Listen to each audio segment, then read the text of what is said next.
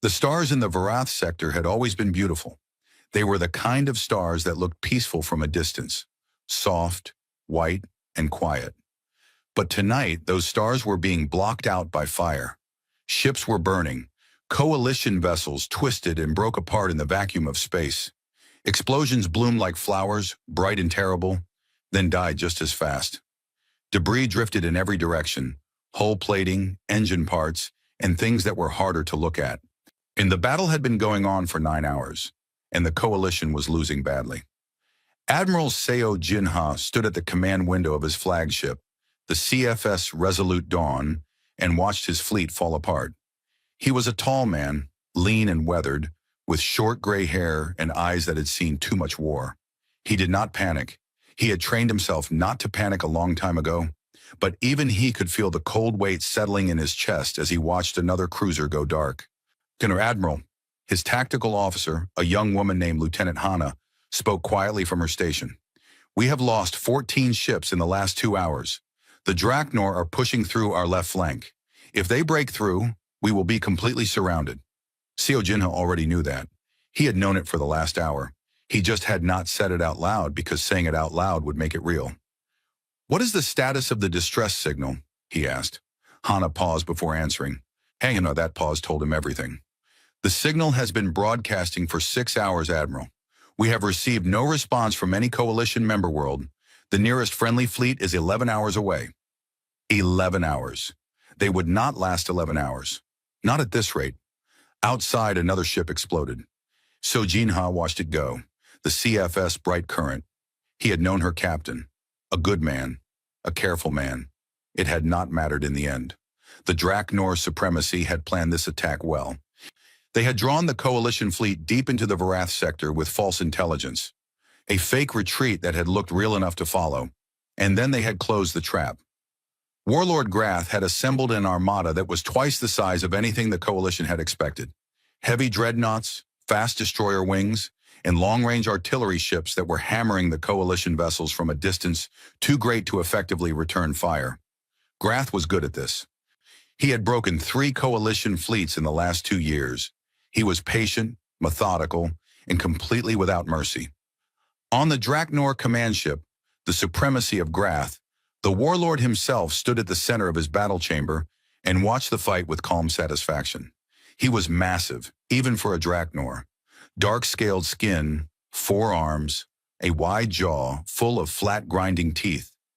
His people were not built for speed or elegance. They were built for endurance and force. They fought the way mountains fought. They just kept pressing until the other side broke. "They are still broadcasting their distress signal," one of his officers reported. Grath made a low sound in his chest. It was almost a laugh. "Let them. No one is coming. Their nearest allies are too far away, and every other species in this sector is too afraid of us to respond." He turned back to the holographic display. "How long until we have them fully enclosed?" 40 minutes, tossed Warlord. "Good." He clasped 2 of his 4 hands behind his back. "We finish this before the next cycle. I want that sector cleared." Back on the CFS Resolute Dawn, Seo Jinha made a decision. He was not going to wait to die in place. If they were going to lose, they were going to lose moving. "All ships," he said into the fleet-wide channel, "we are breaking left. We push through the Draknor destroyer line and take whatever opening we can find. It will not be clean." The long-range scanner station erupted in noise. "Admiral!" A sensor operator named Ensign Pak shot up from his chair so fast he nearly knocked it over. His voice was high and strange. "I am picking up signals, unknown signatures, coming from the dark region, bearing 274 by -40. Seo Jinha turned fast. "Define unknown." "They do not match any coalition ship class." Pak's fingers flew across his panel. "They do not match any Draknor configuration either. I have never seen these signatures before." He looked up, his face pale and confused. "Admiral, there are a lot of them." "How many?" Pa stared at his screen. He read the number. Then he read it again, because he did not believe it the first time. 112 vessels, Admiral, and they are still coming out of the dark region. The count is still rising. The bridge went very quiet. General Yoon Daesel, the Coalition Ground Forces commander, who had been stationed aboard the flagship during the space engagement, stepped up beside Seo Jinha. He was a broad-shouldered man with a square jaw and a deep frown that seemed permanently set into his face. "Another Draknor force?" he said. "No." Seo Jinha shook his head slowly. "Grath would not need more ships. He already has us." He looked at the scanner feed, and the signatures were unlike anything in the Coalition database. They were large. Some of them were very large, and they were moving with purpose. "Get me a visual." It took the system 30 seconds to resolve the images from that distance. When it did, the whole bridge crew stared in silence. The ships were dark, not the dull gray of Coalition vessels or the deep bronze of Draknor warships. These ships were almost black, the color of deep water, shaped in hard, angular lines and long sweeping hulls. They looked nothing like the smooth, curved forms that most spacefaring civilizations had settled on over centuries of design. They looked like weapons. They looked like they had been built by someone who had thought very carefully about the most efficient way to cause destruction and had then built exactly that. "Who are they?" General Yoon asked. The answer came before anyone on the bridge could speak. "Not needed help. We are moving to engage needed help. We are moving to engage. Please hold your current position." The bridge erupted. Everyone spoke at once. Seo Jinha held up one hand and the noise died down. He stood very still for a moment, processing what he had just heard. Then he said quietly, "Earth." General Yoon turned to look at him. "Earth? Oh, the humans?" His frown deepened. "They are not Coalition members. We rejected their application." "Yes," Seo Jinha said simply. "We did." 8 years ago, the Galactic Coalition had reviewed Earth's request for membership. The humans had only had faster-than-light travel for 30 years. They were new. Their civilization was young and, by galactic standards, small. The Coalition Review Board had examined their history and found it troubling. Thousands of years of war among themselves. A planet that had nearly destroyed its own environment multiple times. A species defined, more than almost any other, by conflict. The vote had not been close. Too primitive. Too violent. Too unpredictable. Earth's application had been denied, and the Coalition had moved on. And now, 8 years later, the Terran Defense Fleet was sailing out of the dark with 127 ships. The count was still rising. Into a battle they had no obligation to enter. "So they came," Seo Jinha said, mostly to himself. On the Draknor command ship, the sudden appearance of the unknown fleet had caused the first moment of real disorder Warlord Grath had allowed in hours. His officers were shouting numbers at him. His scanner team was trying to identify the new arrivals. His tactical commanders were arguing about whether to break off the Coalition assault to deal with the new threat. Grath silenced them all with a single raised hand. "It's the Earth," one of his intelligence officers said, pulling up records. "They are a young species, Terrans. Their world is in the outer regions. They are not Coalition members. They have no alliance with anyone in this sector." He looked up. "Warlord, we have no intelligence on their military capabilities. They were never considered a threat." Grath looked at the visual feed. He looked at the black ships. He thought about a species that had been rejected by the most powerful political body in the galaxy because they were considered too backward and too violent. And then Warlord Grath did something that would later be remembered as the greatest mistake of his long and celebrated military career. He laughed. It was a deep, rolling sound, full of genuine amusement. Around him, his officers joined in, nervously at first, and then with more confidence, taking their cue from him. "Hro, the primitives have come to die with their friends," Grath said. He waved one of his large hands dismissively. "Ignore them for now. Finish and closing the Coalition fleet first. We will deal with Earth after." His officers turned back to their stations, still chuckling. On the scanner feed, the Terran fleet continued to advance. Back on the CFS Resolute Dawn, Seo Jinha watched the black ships come. They were moving in a formation he did not recognize. Not a standard line formation, not a wedge. It was something more complex, something layered, with smaller fast ships at the edges and the massive vessels in the center rear, angled in a way that made no obvious sense to his trained eye. Ensign Pak looked up from his scanner. "Admiral, the Terran fleet count is now 141 ships. The largest vessels are registering mass displacement greater than anything in the Coalition or Draknor fleets. He swallowed. Some of those ships are very big. Much, sir. General Yoon was still frowning. He would later admit privately that he had not stopped frowning for that entire hour. What are they doing? He muttered, watching the formation. What is that pattern? Seo Jinha did not answer. He did not know. But something about watching those dark ships move, something about the quiet certainty of their advance, the way they did not rush or scatter or break, made the cold weight in his chest feel a little less heavy. Oh, a second transmission came through. Same calm voice, same perfect galactic standard. Coalition flagship, this is Fleet Commander Kang Mirai of the Terran Defense Fleet. We are 2 minutes from weapons range. We recommend you use this time to pull your damaged vessels back behind our line. We will cover the withdrawal. Do you copy? Seo Jinha straightened. He reached forward and opened the channel himself. This is Admiral Seo Jinha, Coalition Defense Fleet. We copy, Fleet Commander. He paused, and there were things he wanted to say. A lot of things. They could wait. We will begin withdrawal now. And Commander? Admiral? He looked out at the black ships coming out of the dark. Thank you. There was a brief pause on the other end. Then simply, don't thank us yet. The fight hasn't started. The channel closed. Seo Jinha turned to his helmsman. Begin withdrawal. All damaged vessels fall back behind the Terran line. He looked at the scanner one more time. 141 black ships, moving in a formation no one on his bridge could name, advancing without hesitation toward the largest Draknor armada seen in years. He had no idea what was about to happen, but for the first time in 9 hours, he did not feel like a man waiting to die. Outside, the stars were still burning, but something new was coming through the dark, and it was not afraid. Ambassador Velshan had been in space for 40 years.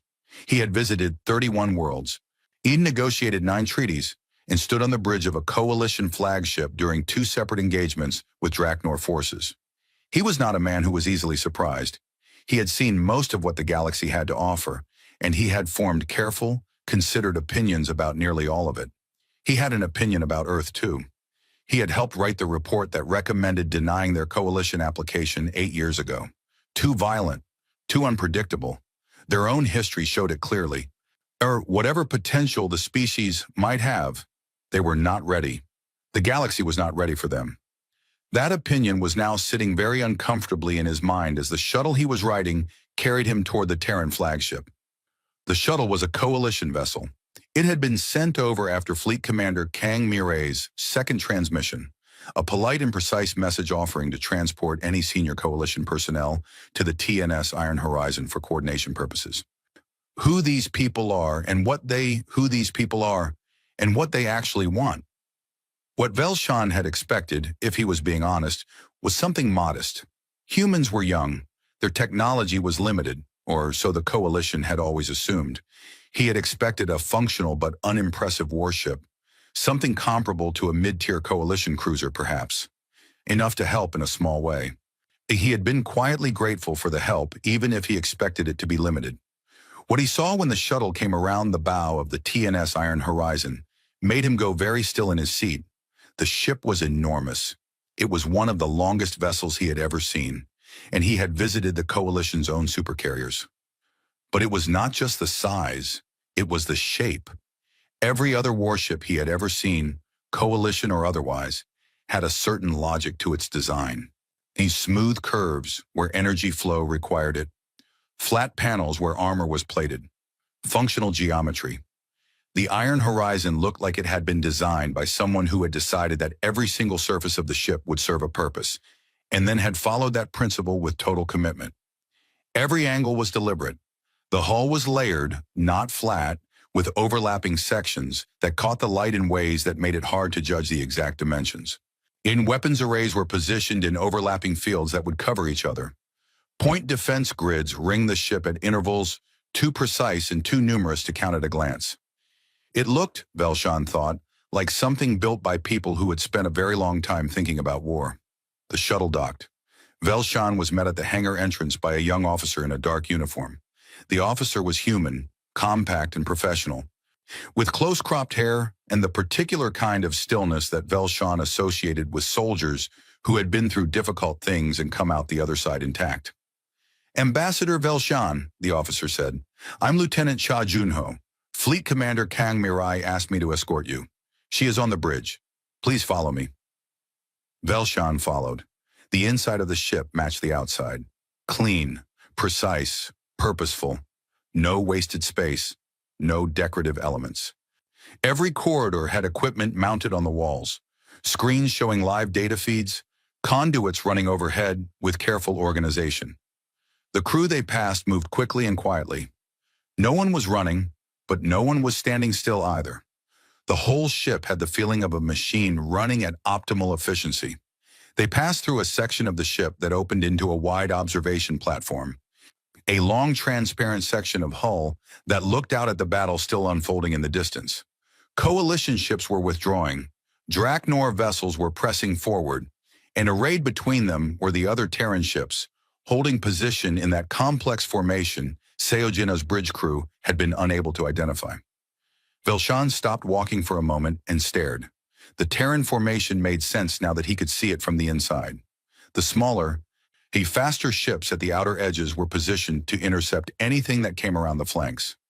The mid-sized vessels in the layered middle were angled so that their weapons could fire past each other without hitting friendly ships. And the massive vessels in the center rear were positioned so that their weapons, whatever those weapons were, had a clear line to virtually any point in the engagement zone. It was not a defensive formation, and it was not an offensive one. Honestly, it was both at the same time, and it had clearly been designed to be held precisely until the right moment. Did you plan this formation before you arrived? Velshan asked. Cha Junho glanced at him. Yes, sir. Commander Kang Mirai runs pre-engagement simulations on every expected combat environment. We had data on the Varith sector's spatial geography before we jumped in. The formation was already mapped. You simulated this battle before you arrived. Multiple versions of it, Cha Junho said simply. Please, sir, the commander is waiting. The bridge of the TNS Iron Horizon was large but not loud. That surprised Velshan. Most flagship bridges he had visited were busy, noisy places during combat situations. Officers shouting, alarms sounding, the controlled chaos of a crew under pressure. This bridge was quiet. Tial stood Fleet Commander Kang Mirai. Shial stood Fleet Commander Kang Mirai. She was not what Velshan had pictured when he imagined the commander of Earth's secret fleet.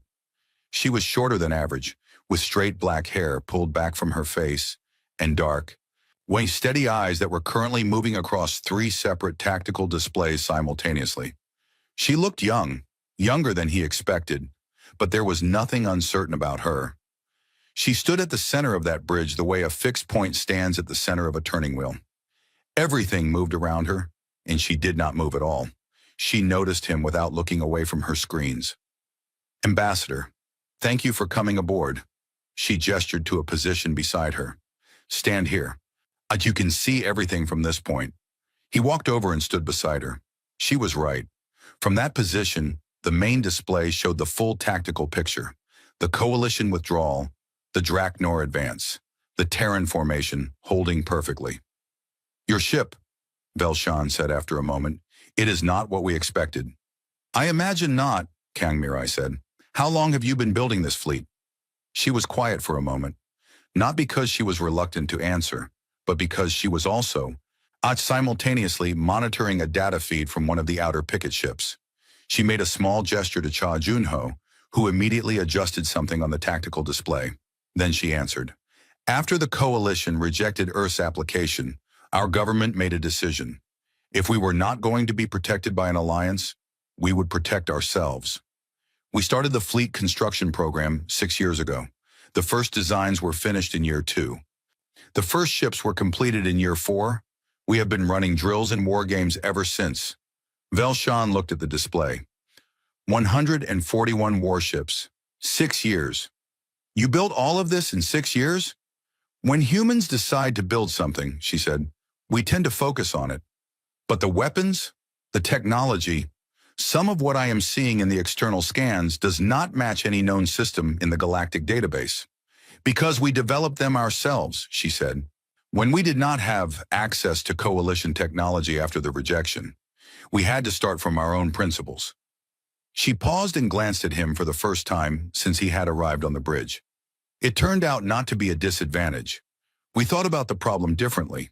The Draknor have excellent energy shield technology. Almost every weapon in the galactic arsenal is energy-based. So we went a different way. Kinetic weapons, Velshan said slowly. And he had read that in the preliminary scan data. Mass drivers. Among other things, their shields absorb energy. They do not absorb mass moving at high velocity. She looked back at the display. We also developed, it is not perfect, but it is better than anything that operates on a fixed approach program. Velshan stared at the display for a long time. The Draknor were still advancing, still pressing the coalition withdrawal, still unaware of what was waiting for them. You came here, he said finally. Earth owes the coalition nothing. We rejected you. We told you that you were not good enough, and you came anyway. Kang Mirai did not answer immediately. She watched a data point on the screen. She checked something and then folded her hands behind her back. Your people were dying, she said, and no one else came. It was the simplest answer he had ever been given to a complicated question, and he found, standing there on the bridge of a ship that should not have existed, that he had no response to it. On the far side of the engagement zone, the Draknor continued to advance. Cha Junho looked up from his station. Commander, just Draknor forward, elements are entering weapons range in 90 seconds. Kang Mirai straightened. She looked at the display one last time, checking the formation, checking the positions, checking the lines of fire. Everything was where it was supposed to be.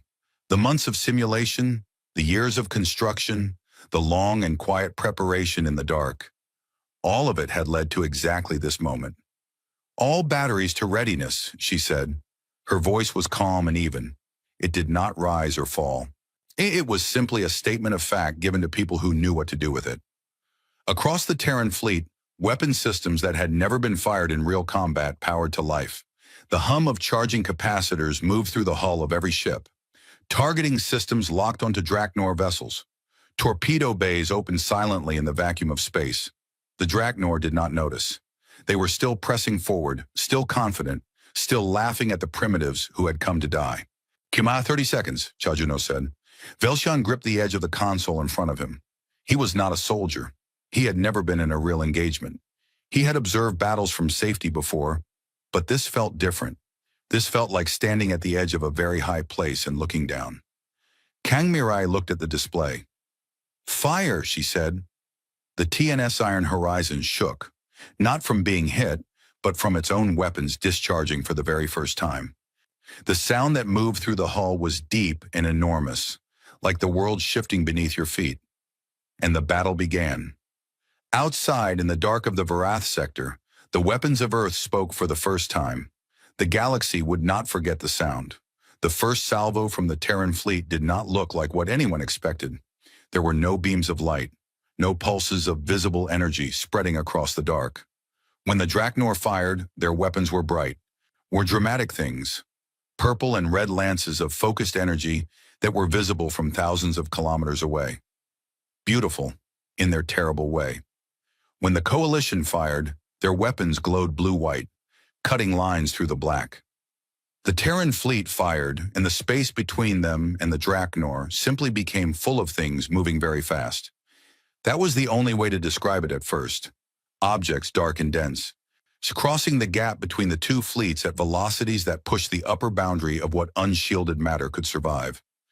The kinetic slugs were long and narrow, made from a dense alloy that the coalition's onboard analysts would spend weeks trying to identify afterward.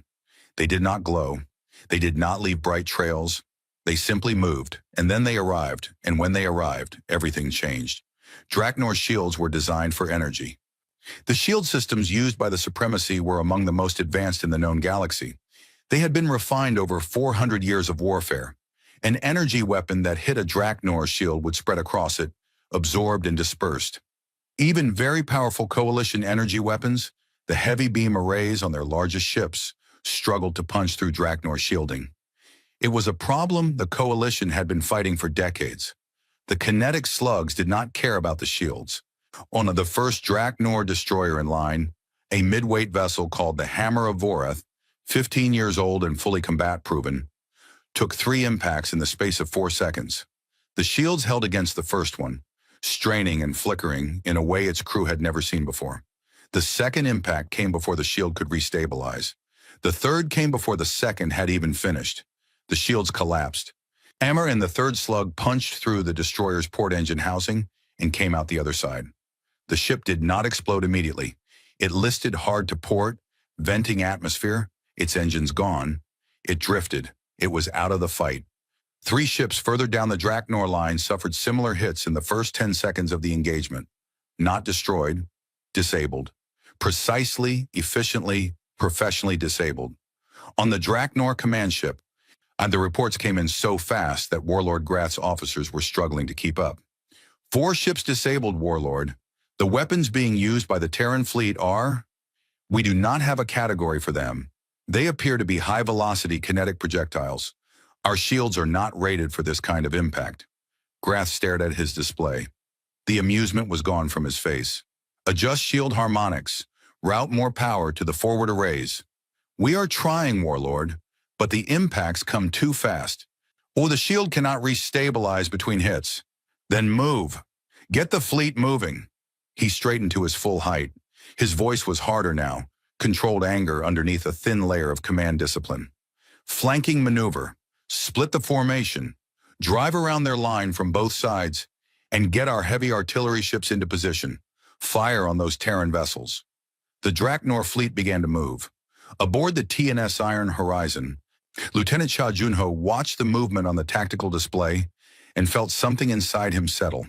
He had run this scenario in simulation 14 times. He had run almost exactly this response from a tactically competent enemy, 12 of those 14 times. He had told Commander Kang Mirai about it in the pre-engagement briefing. A capable opponent, facing unexpected weapons, would try to flank. They always tried to flank. They're splitting, he said, his voice even. Left group moving on bearing 042. Right group bearing 277. Matches simulation variant 6. Kang Mirai did not look surprised. Response is planned. Outer picket groups rotate to intercept. Signal the wing commanders. The Terran formation shifted, not dramatically, not in a way that looked panicked or reactive. The outer ships on both sides simply changed their angle, smoothly and immediately, or as if they had been waiting for exactly this instruction, because they had been. When the Draknor flanking groups came around the edges of the engagement zone, they found Terran ships already there, waiting. The flanking destroyers opened fire. Their energy weapons slashed toward the Terran picket vessels.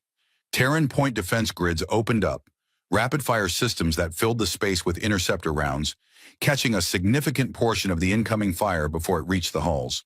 In what got through hit armor that was layered differently than anything the Draknor had fired on before. Not the standard single-plate system, but an overlapping angled design that directed impact force sideways across the surface rather than straight inward. The Terran ships took hits. Some took damage. One of the smaller picket vessels, the TNS Quick Current, lost its forward weapons array in a direct energy strike. But none of them broke. None of them ran. They held their intercept positions and kept firing. Ambassador Velshan stood at the edge of the bridge and watched the battle on the display. He had studied enough military history to understand what he was seeing, at least in broad terms. What he could not entirely process was the pace of it. The decisions were coming so fast, and the responses were coming faster. He looked at Cha Junho. The young lieutenant was working constantly, his hands moving across his console, or his eyes flicking between 3 screens, his mouth occasionally delivering quiet, specific instructions to the wing commanders through his comlink. He never hesitated. He never paused to think. Every response was immediate and sure.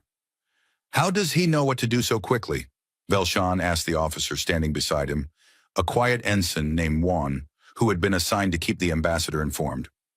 Juan looked at Cha Junho with something like pride. So, he has run the simulations more times than anyone else in the fleet, Juan said. The commander said he runs them in his sleep.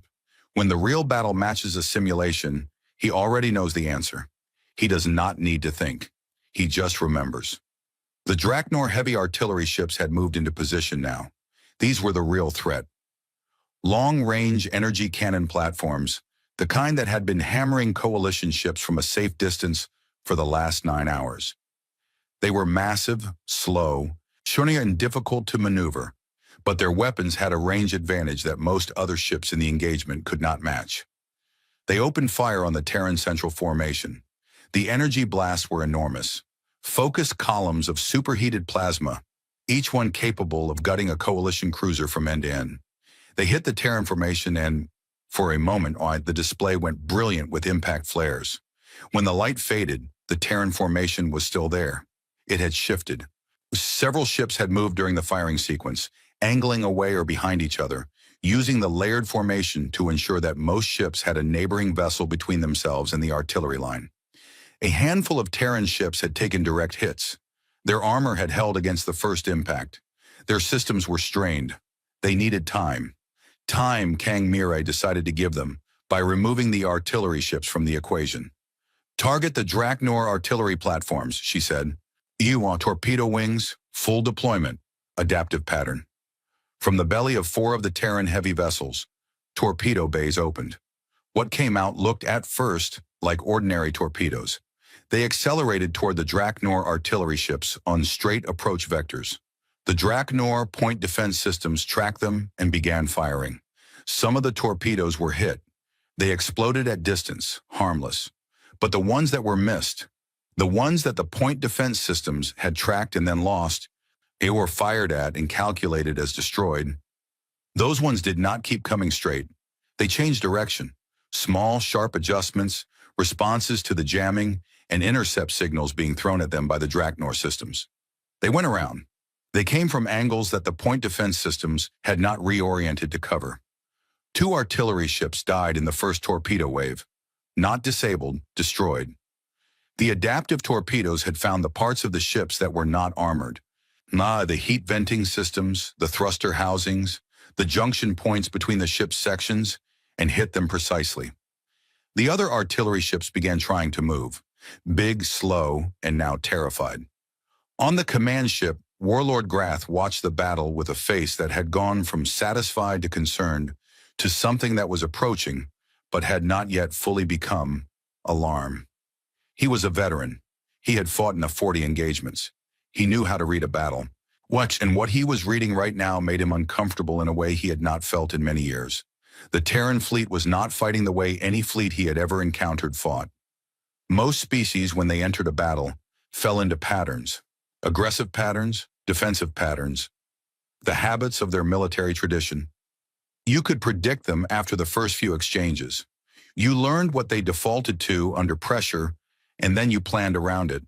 The Terrans had no pattern. Or rather, when their torpedoes had done something that should not have been possible. And through all of it, the Terran line had not shifted its overall position by more than a few hundred kilometers. What are they doing? He said aloud. His tactical officer hesitated.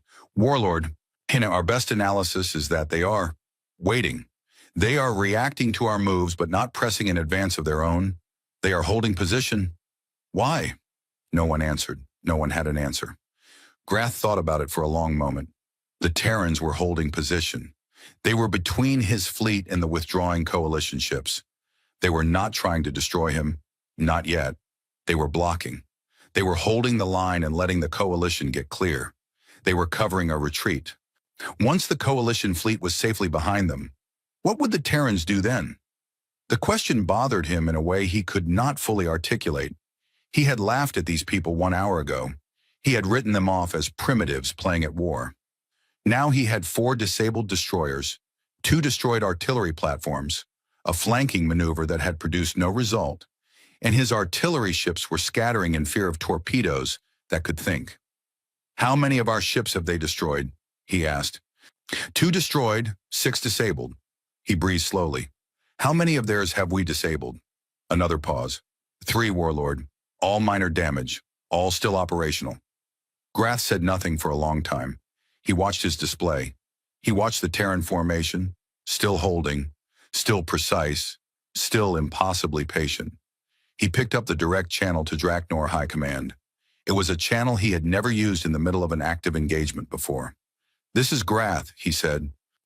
"I need to inform High Command that the situation in the Varath sector has changed. The Terran fleet is not what we expected." He paused. He thought carefully about how to say the next part. "I recommend we request reinforcement before the next phase of the engagement."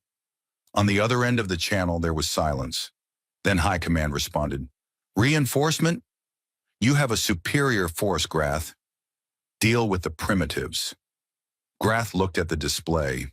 He looked at the dead artillery ships. For he looked at the Terran formation, still holding, still waiting. "You have not seen what they can do," he said quietly. Behind him, another report came in. The coalition fleet had finished its withdrawal. Every remaining coalition vessel was now safely behind the Terran line. Grath closed the channel and turned back to his display. The Terran fleet was still holding. He stared at that patient, unmoving formation, and for the first time in 40 years of fighting, Warlord Grath felt something move in the back of his mind. Not panic, something quieter and colder than panic. He felt the first faint edge of genuine fear, and outside in the dark and the silence, the Terran fleet waited, patient, ready, as if this was exactly where they had always planned to be. The first phase of the battle ended the way most first phases do, not with a decisive blow, but with exhaustion on both sides and a mutual, unspoken agreement to pause. The Draknor fleet pulled back to a distance beyond easy weapons range and regrouped. The Terran formation held its position, making no move to pursue. In the space between the two fleets, debris drifted slowly, the broken remains of ships that had not survived the last 2 hours. Most of it was Draknor, some of it was not. Aboard the TNS Iron Horizon, the pause felt like taking a breath after running. The bridge crew did not relax exactly, but some of the tension left the room. Our shoulders dropped slightly. People drank water. A few of the younger officers allowed themselves to exhale long and slow. Commander Kang Mirai did not sit down. She never seemed to sit during an engagement. But she did step away from the main display for a few minutes, standing at one of the side windows and looking out at the debris field in silence. Lieutenant Chajunho ran diagnostic checks across the fleet systems. The Iron Horizon itself had taken 3 energy weapon impacts in the second phase of the fighting. The armor had held on 2 of them. The third had damaged one of the secondary weapons arrays on the port side. The array was being repaired now. The crew working on it had not stopped since the hit. Below the engagement zone on the surface of Varath 7, there was no pause. The moon of Varath 7 was a gray, cold place, low gravity, thin atmosphere, or a surface covered in flat stone plains broken up by long ridges of darker rock that jutted up like broken teeth. There was nothing beautiful about it, but there was something on its surface that mattered. A signal relay station, a large structure of towers and antenna arrays that managed communications across the entire Varath sector. Whoever controlled that station controlled the ability of every fleet in the sector to talk to each other clearly and without interference. The Draknor had tried to take it 4 hours ago. They had landed a ground force on the moon's surface. 3,000 soldiers, armored and equipped, with heavy weapons and close air support from Draknor gunships hovering at low altitude. What they had found was Corporal Park Yunbi. Not just her.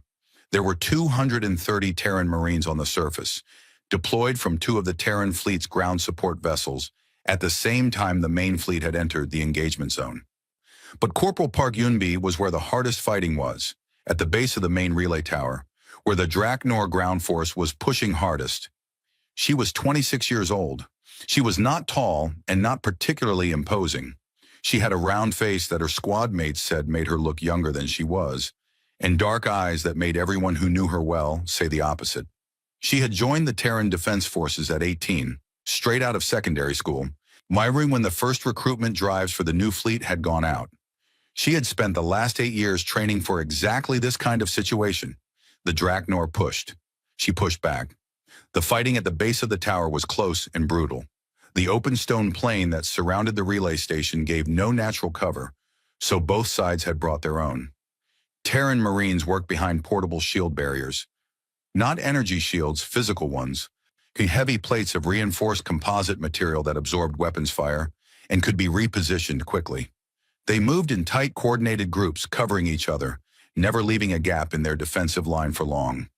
Draknor soldiers fought differently. They were individually larger, individually stronger, and individually harder to put down. A standard Draknor soldier was nearly 2 meters tall, heavily muscled, and wore armor that was dense and thick. They were used to advancing through fire by sheer endurance. Other species got out of their way when they charged. It was a tactic that had worked for 400 years. It was not working as well today. Terran weapons, like Terran ship weapons, had been built on different principles. The rifles the Marines carried used a variant of the same high-velocity kinetic principle as the ship guns. They fired fast and hard and Draknor armor, while excellent against energy-based infantry weapons. It was not rated for the impact density of what the Terran guns produced. It did not shred Draknor armor instantly, but it cracked it. It stressed it, and cracked, stressed armor, hit repeatedly in the same place, eventually failed. Corporal Park Yunbi had worked this out in the first 10 minutes of the ground engagement. She had passed the observation to her squad, and they had adjusted their fire discipline accordingly. Pick a target, hit it in the same spot. Keep hitting it until it stops moving. It was slow and it took patience, but it worked. Her squad was down to 9 people from 12. She was not thinking about the 3 they had lost. She was thinking about the next 6 minutes, because 6 minutes was as far ahead as she could afford to think right now. "They are pulling back from the left," said Private Shin Jionu, flat on his stomach behind a barrier, looking through a range scope. "The left group is falling back." "Because the right group is moving around," Park said. She had seen this before. It was the 3rd time they had tried this pattern. "Ryu, take your half to the junction point. They will come around the 2nd ridge. You have 3 minutes. Sergeant Ryu Myong-su said understood, without any unnecessary words, and moved, taking 4 Marines with him at a crouch run along the base of the relay tower. Park turned her attention back to the left group. If they were falling back, they were doing it for a reason. Either they were genuinely withdrawing, or they were giving the right group time to flank, or both. She watched the space where the left group had been and counted. 7 seconds later, the gunship came over the ridge. She had been waiting for it. "Scatter!" she shouted, and her Marines moved instantly, every one of them diving away from the barriers in a different direction. The gunship's strafing fire cut across the position they had occupied a half-second before. Barriers exploded. Stone chips flew. Park rolled behind a rock formation and came up with a short, heavy launcher on her shoulder. She tracked the gunship as it came around for a second pass, leading its movement slightly, and fired. The round hit the gunship under its forward engine housing, not enough to destroy it, but enough to crack the engine casing and start a cascade fault in the thrust system. The gunship banked hard, fighting to stay level, and retreated back over the ridge, trailing dark smoke. "Back to position," Park said. She was already moving. 9 people. They were 9 people, holding a relay tower that the entire battle in orbit depended on, against 3,000. She did not think about the numbers. Numbers were for afterward. Above, on the TNS Iron Horizon, Admiral Seo Jinha had come aboard. He had made the crossing in a shuttle during the pause in the space battle, sure at Kang Mirai's invitation. He stood on the bridge now, looking around at the ship that had arrived when no one else had, and he did not know exactly what to say. He was not a man who lacked for words. He had been in the Coalition Defense Fleet for 30 years. He had made speeches, delivered orders, written reports, and held conversations with alien species of 17 different kinds. But standing here, on a ship that should not have existed in the hands of a civilization that everyone in the galaxy had written off, he found that the usual words were not adequate. Kang Mirai gave him a few minutes to look before she spoke. Then she said, "Admiral, how are your people?" "Recovering," he said. "We lost a lot of ships. The crews are. It has been a difficult night." He turned to look at her. You have been monitoring the surface situation?" "Continuously." She nodded toward a secondary display where the ground engagement was tracked. "Your Corporal Park's squad is holding the relay station. They are taking pressure. We have orbital fire support tasked to their position if they call for it, but they have not called yet." Seo Jinha looked at the display. He watched the tracking dots moving on the moon's surface. 9 Marines. He exhaled slowly. "They are remarkable," he said. not entirely sure if he meant Park's squad specifically or the Terrans in general. Perhaps both. They are trained, Kang Mirai said. It was not a modest answer exactly. It was a precise one. He turned and looked at her directly. I need to say something, and I am going to say it plainly because I think you are someone who appreciates plain speech. He paused. 8 years ago, I sat on the Coalition Review Board that considered Earth's application. I voted to deny it. I believed at that time that your species was not ready, that your history of conflict made you a risk. He was quiet for a moment. I was wrong, and I am sorry. Kang Mirai looked at him. Her expression was hard to read. It was not warm, and it was not cold. It was simply steady. I appreciate that, she said. Can I ask what you thought when the decision came down, when we turned you away? She considered the question seriously, the way she considered everything. We were disappointed, she said. When some people were angry, some people said it was confirmation that the galaxy would never accept us, that we should stop trying. She paused. But most of us, the ones who ended up here, we thought something different. We thought that if no one was going to invite us to the table, we should build a bigger table. He almost smiled. Is that why you came today? Not for the coalition, but because it was simply the right thing to do? Yes, she said. There was no hesitation, no diplomacy in it. Just a fact. He nodded slowly. He looked back at the display, at the Draknor fleet regrouping in the distance. What happens now? Cha Junho answered before Kang Mirai could, because his display had just updated with something that changed the question entirely. Commander, he said quietly. His voice was flat and careful. New contacts, long range, bearing, he checked twice, bearing 180 by positive 22, emergent signatures. A multiple large vessels. Kang Mirai crossed to him in 4 steps. She looked at his display. The contacts were still resolving, but the mass displacement readings were already showing clearly. And the number. The new fleet was twice the size of the one they had already been fighting. The Draknor had called for reinforcement. The real Draknor war fleet, the force Grath had told High Command he needed, was arriving. When at the center of the formation was a signal signature that the fleet database identified immediately. The personal flagship of Draknor Supreme Commander Vorath, the most powerful Draknor leader in the field. He had come himself. The bridge was silent for a moment. Velshan, still standing at the observation position, gripped the console edge again. Seo Jinha's jaw tightened. Several of the younger bridge officers exchanged glances. No one said anything. Yes, but the weight of the new information settled across the room like weather coming in. Kang Mirai stared at the display for a long, quiet moment. She read the numbers. She looked at the fleet composition. She processed it the way she processed everything, completely and without panic. Then she turned to Cha Junho. How does this compare to Simulation Variant 12? She asked. Cha Junho pulled up the data without needing to think about it.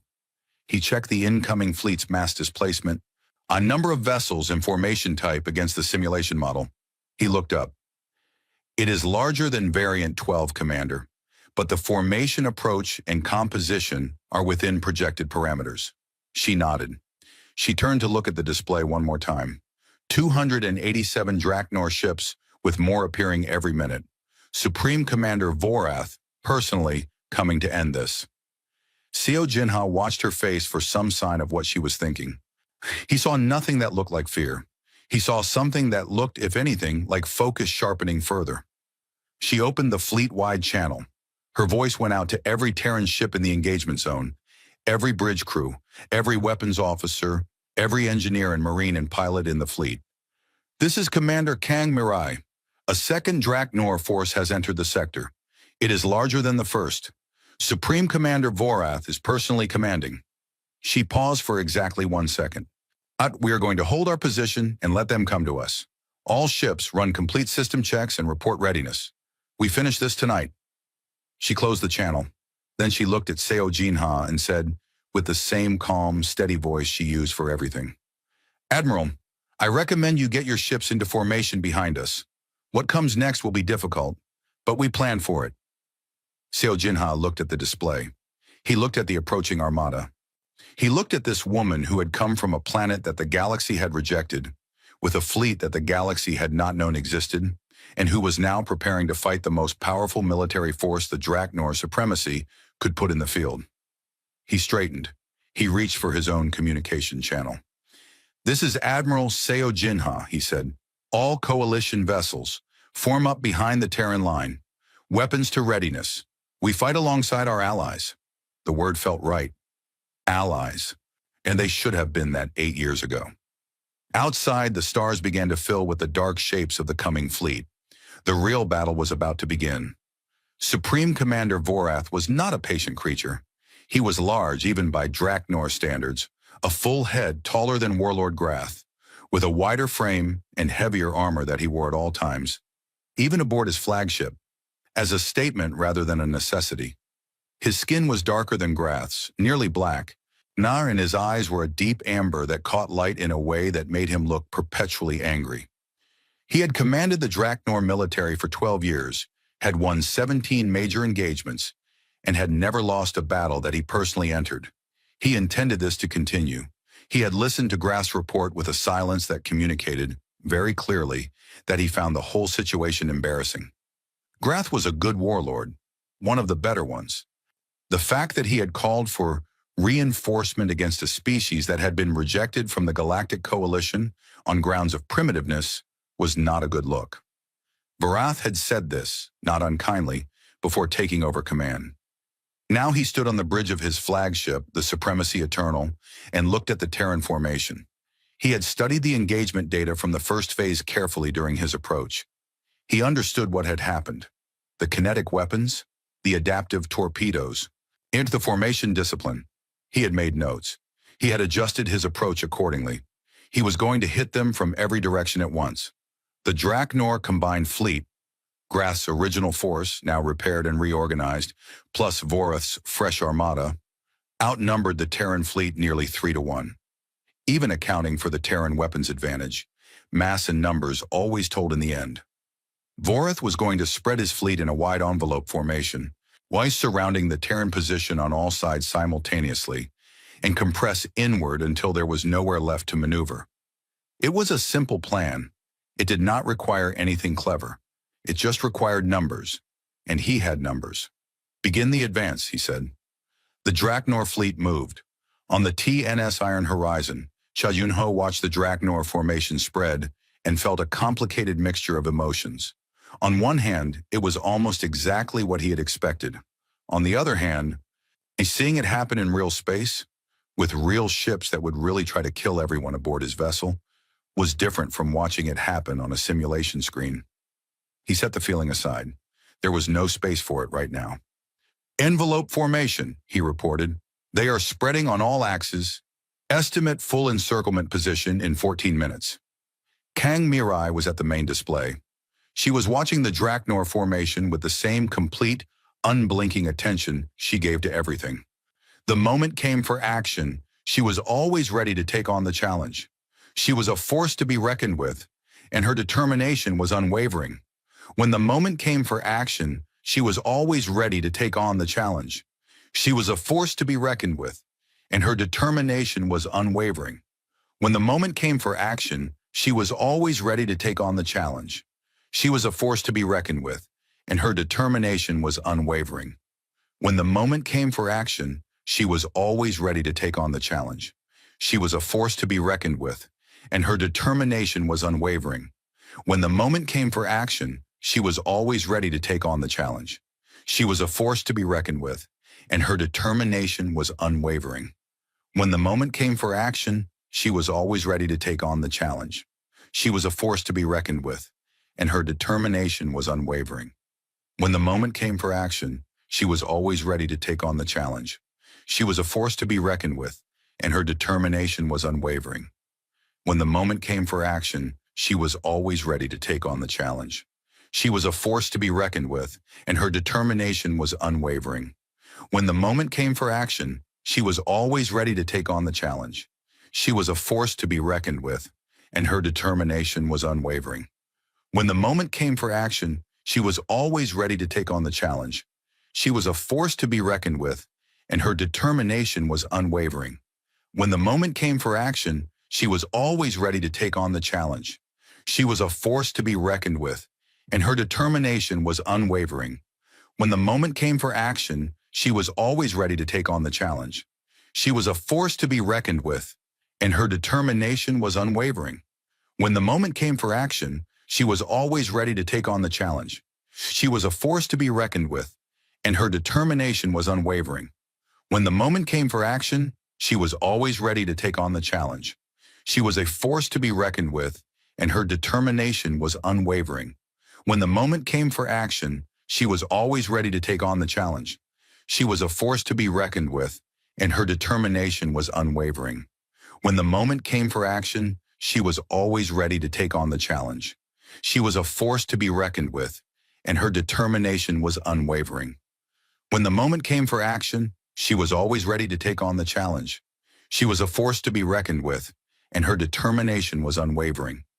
When the moment came for action, she was always ready to take on the challenge.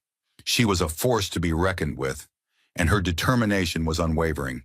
When the moment came for action, she was always ready to the moment came for action. She was always ready. 14 minutes, she said.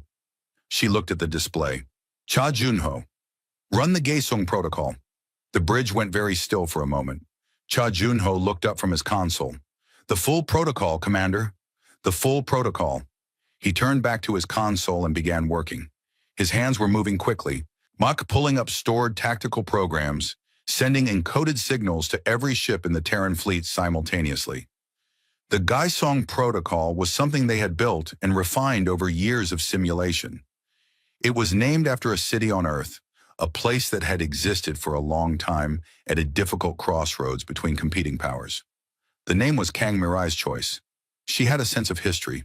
The protocol was not a single tactic. It was a sequence. A carefully designed sequence that used the Terran fleet's formation, flexibility, and communication speed to execute a trap that required every ship to know its exact role and execute it without hesitation. In simulation, it worked 11 times out of 14.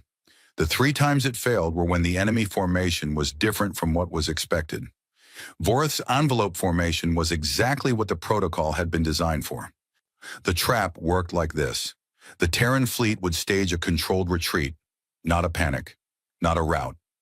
A deliberate, organized fallback along a specific axis, pulling away from one side of the incoming envelope in a way that made it look like the Terran formation was weakening on that side. An enemy pressing an encirclement would always push harder where they saw weakness. They would compress their forces on that side, chasing the apparent retreat, pulling their formation out of even spacing. And when the formation was uneven, when ships had been pulled out of position to chase, the rest of the Terran fleet would hit from 3 sides simultaneously against the thinner sections. The trick was that the retreating section had to do exactly what it was supposed to do. No variations, no flinching. It had to look like a genuine retreat right up until the moment it stopped being one. Fleet signal sent, Cha Junho said. Air all wing commanders confirm receipt and readiness. Signal the coalition vessels, Kang Mirai said. She looked at Admiral Seo Jinha, who had remained on the bridge. Admiral, we will need your ships for the closing movement. The 3rd wing on the right. Your commanders will receive the timing signals from Lieutenant Cha. They need to move when they receive them, not before and not after. Exactly when? Seo Jinha nodded. He looked at her for a moment. Yeah, they will. The Draknor envelope continued to close. 10 minutes. 8. The forward elements of Vorath's fleet were visible now on the external visual feeds, dark bronze shapes filling the far distance. Begin the staged withdrawal, Kang Mirai said. Left section, now. 22 Terran ships on the left side of the formation began to pull back. They fired as they went, covering their own movement, keeping their faces toward the enemy. But they were clearly moving away from the closing Draknor left wing. On the Draknor command ship, Vorath watched this with sharp attention. Their left is falling back, his tactical officer reported. Vorath studied the movement. Is it a staged retreat? Unknown, Supreme Commander. The movement is organized, not panicked, but they may have damage on that side that we are not aware of. Vorath looked at the gap that was opening on the Terran left. If he drove hard into that gap, why, he could cut the Terran formation in 2. A split formation was a dead formation. Push the left wing forward, he ordered. Maximum advance speed. Drive into that gap. I want it widened before they can compensate. The Draknor left wing surged forward. Ships that had been spread in the envelope pulled toward the gap, accelerating, chasing the retreating Terran vessels. The even spacing of the envelope fractured on the left side as ships rushed to exploit the apparent weakness. Tsuchijuna watched the spacing change on his display. He was counting. He had a very specific number in his head. The degree to which the Draknor left wing needed to be out of position before the protocol could execute. He watched the spacing. He counted. Now, he said quietly. The retreating Terran ships stopped retreating. They stopped so suddenly and completely that for a moment the Draknor ships chasing them seemed to hesitate, as if they could not process what they were seeing. The 22 Terran vessels that had been falling back turned, weapons hot, and drove directly into the face of the pursuing Draknor wing. At the same moment, the Terran right wing and the coalition ships under Seo Jinha's flag drove hard against the thinned Draknor right side, the section that had lost spacing when ships had rushed to fill the left push. The Terran center drove forward against the Draknor front. 3 simultaneous strikes, against a formation that had been pulled out of even spacing, against a fleet that had been moving fast in one direction and could not quickly redirect. The Draknor left wing hit the turned Terran ships and ran directly into a wall of kinetic fire at close range.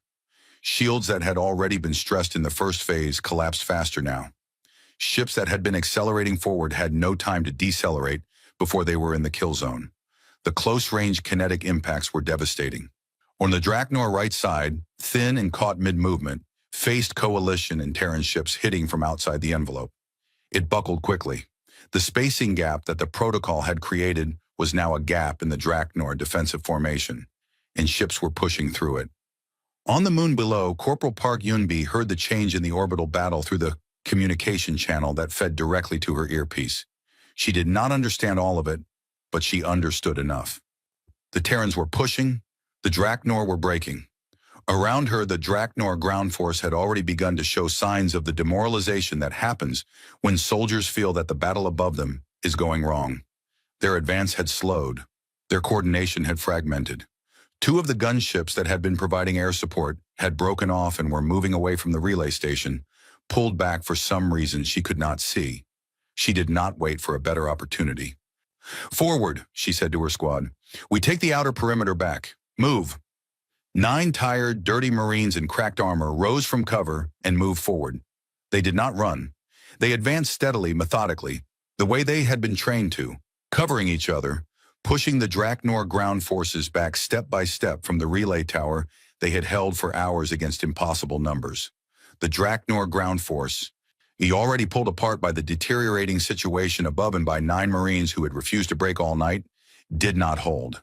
In space, the battle's turning point had been reached. Vorath knew it. He had watched the trap close around him with a kind of cold, furious clarity. He had identified the staged retreat too late. His left wing was in disarray, caught between the turned Terran ships and the debris of its own failed pursuit. His right was being pushed through. His center was fully engaged in taking losses it could not absorb indefinitely. He was not going to lose all of these ships. Retreat was painful. It was humiliating. But the alternative was destruction. He reached for the command channel. Before he could speak, an incoming signal light opened. A hail from the Terran flagship. He stared at it for a moment, then accepted it. Kang Mirai's face appeared on his screen. She looked exactly the same as she had looked, he imagined. At the start of the engagement, calm, still, as if the last several hours had cost her nothing. "Supreme Commander Vorath," she said, "I believe we have reached a point where further losses serve neither of us well. I am prepared to offer your fleet the opportunity to withdraw." She paused. "All Draknor forces must leave coalition space immediately and completely. No conditions beyond that. You leave, the battle ends." He stared at her. He had expected victory tonight. He had come personally to end this embarrassment quickly and decisively, and instead he was looking at the face of a human, telling him to leave. He thought about refusing. He thought about counterattacking. He looked at his casualty figures and thought about the numbers he would have to explain to the Draknor ruling council when he returned home. "You would let us leave," he said, "after all of this?" I did not come here to destroy you, she said simply. I came here to stop you. And there is a difference. He was quiet for a long moment. Understood, he said. And then, because he was Vorith and he had his pride even now, he closed the channel without another word. The order went out across the Draknor fleet. Withdrawal. Full and immediate.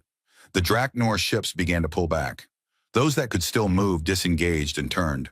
Those that were too damaged were left drifting, their crews alive, and the Terran ships did not fire on them. The battle, which had consumed the Varath sector for hours, went quiet. The silence that followed was the strangest kind. The kind that comes after enormous noise. The kind that takes a moment to feel real. On the TNS Iron Horizon, the bridge crew sat with it for a few seconds. Then Cha Junho quietly said, Draknor fleet is withdrawing on all vectors. No new attack signatures. He paused. It's over, Commander. Kang Mirai stood at the main display and watched the Draknor fleet go. She watched until the last of the bronze shapes had disappeared from scanner range. Then she lowered her head for a moment, very briefly, and exhaled. Admiral Seo Jinha stepped up beside her. He looked at the display, the debris field, the empty space where the Draknor had been, the Terran formation, still holding, still intact. We should never have turned you away, he said. His voice was low and sincere. Kang Mirai straightened. She looked at him steadily. No, she said. Aren't you shouldn't have. On the moon's surface, Corporal Park Yunbi sat down for the first time in 11 hours. She sat on the cold stone at the base of the relay tower they had held, and she looked up through the thin atmosphere at the stars where the battle had been fought. Her squad sat around her, silent and exhausted. 3 of them had injuries that needed real medical attention. All of them needed sleep. All of them needed food and warmth and quiet. Private Shin Yeonu sat down beside her, and he looked up at the same stars. Did we win? He asked. She thought about it for a second. Yeah, she said. We won. He nodded slowly. Good, he said, and said nothing else. 3 days later, a message arrived at the headquarters of the Galactic Coalition Council. It came from the Terran flagship, transmitted formally through official channels, with the proper headers and registration codes. It was brief. It contained no demands and no conditions. It was simply a document with a header at the top that read, Application for membership in the Galactic Coalition. Earth, second submission. The Council convened an emergency session. Representatives of 37 member worlds attended. The debate that was expected to take days lasted 6 hours.